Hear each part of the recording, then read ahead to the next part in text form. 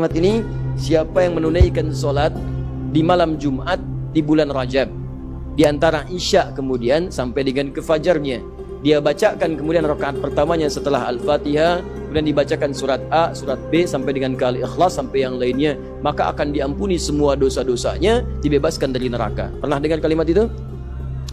Ini hadisnya hadis palsu. Ya, hadisnya hadis palsu. هل نحن نظراؤكم؟ لا إله إلا الله محمد رسول الله.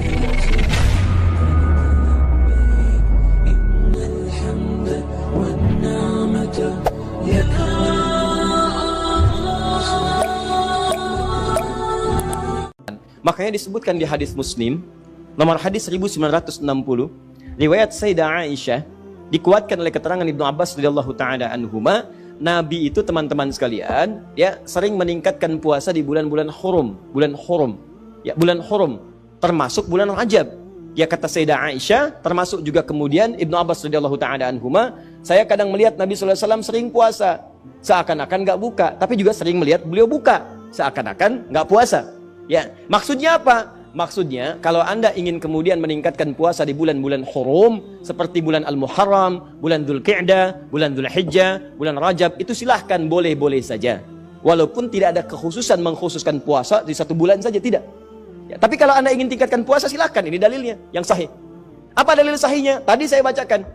Ya, pertama isyarat ayat Qur'annya menyebutkan demikian. Yang kedua untuk puasanya hadis Muslim nomor hadis 1960. Kalau Anda ingin menunaikan puasa di bulan Rajab dengan mengikuti Nabi, isyaratnya untuk menghidupkan evaluasi diri, terkhusus di bulan-bulan haram yang 4 tadi, maka itu tidak ada masalah, silahkan. Sunnah, boleh. Kalau ada yang tanya, boleh nggak saya puasa bulan Rajab? Silahkan. Anda mau Senin puasa? Silahkan. Kamis puasa? Silahkan. Tidak ada batas, seperti hari-hari biasa. Seperti hari biasa, cuman pahalanya ketika Anda kerjakan untuk menghindari maksiat, maka tadi itu bisa berlipat dari hari sebelumnya. Jelas sampai sini? Jadi kalau Anda ingin puasa bulan Rajab, misalnya saya pengen puasa Senin, boleh.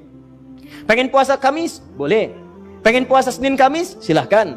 Pengen Ayyamul Bid, silahkan. Pengen puasa Daud, silahkan. Atau pengen misalnya puasa beruntut, Senin puasa, Selasa puasa, Rabu puasa, Kamis tidak, boleh.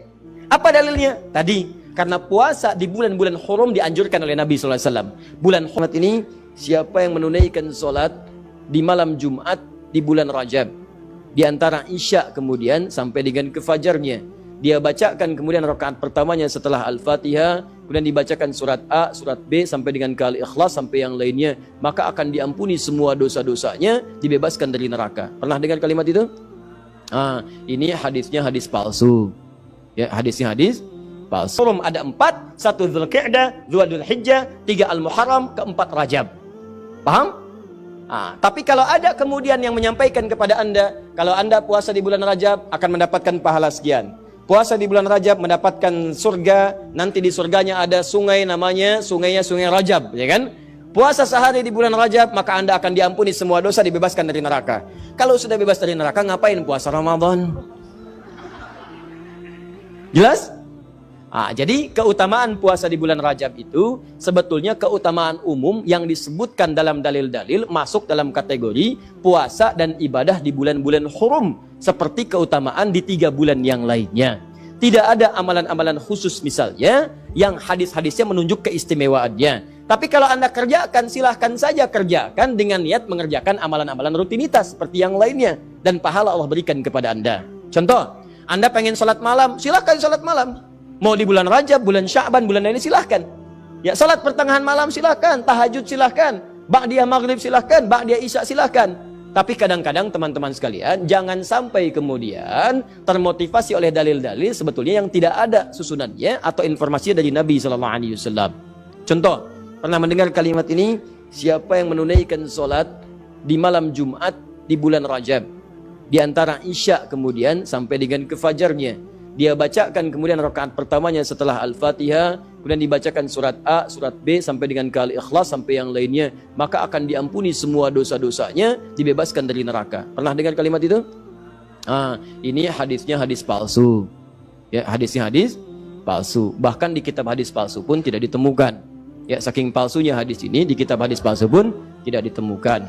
Pernah dengar hadis ini? Inna fil jannati baban yuqalu Rajab.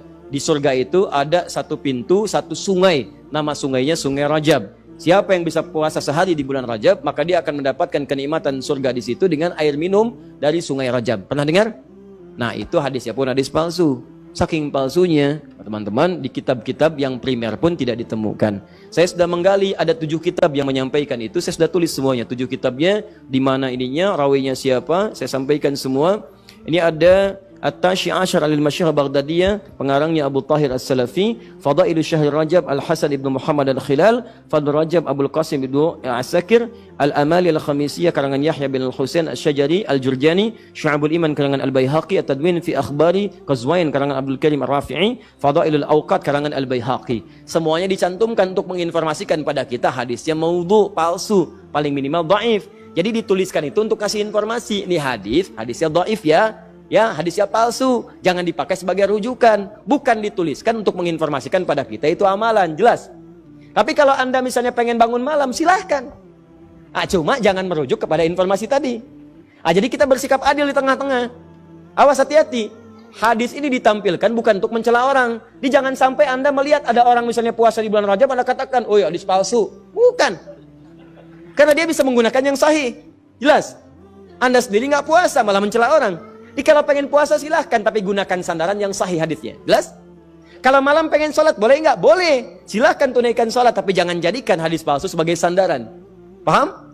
Ustadz, kenapa hadis-hadis itu muncul? Pada asalnya niatnya baik, cuma dilakukan dengan cara yang salah. Apa niat baik itu? Ada sebagian orang melihat keutamaan banyak di bulan Rajab, tapi orang banyak meninggalkannya. Akhirnya dibuatlah anjuran-anjuran untuk mengerjakan itu semua. Cuma dituliskan dengan cara yang salah. Begitu disampaikan dengan cara yang salah, jadilah kemudian acuannya keliru. Itulah asal munculnya orang banyak mengerjakan amalan mengacu pada dasar-dasar yang kurang sempurna. Paham sampai sini? Kalau saya tanya, boleh nggak puasa di bulan Rajab? Boleh. Boleh nggak sholat malam di bulan Rajab? Boleh nggak sedekah di bulan Rajab? Boleh nggak mengkhususkan saya puasa sehari di bulan Rajab dapat surga? Boleh? Itu yang dalilnya bermasalah. Paham sampai sini? Jadi itulah asal muasalnya, runtutan ayatnya sudah ada jelas, hadisnya sudah ada, yang palsu sudah ada, yang sahih juga ada, yang sahih dijadikan acuan, yang kemudian dhaif atau palsu kita tinggalkan. Sepakat sampai sini?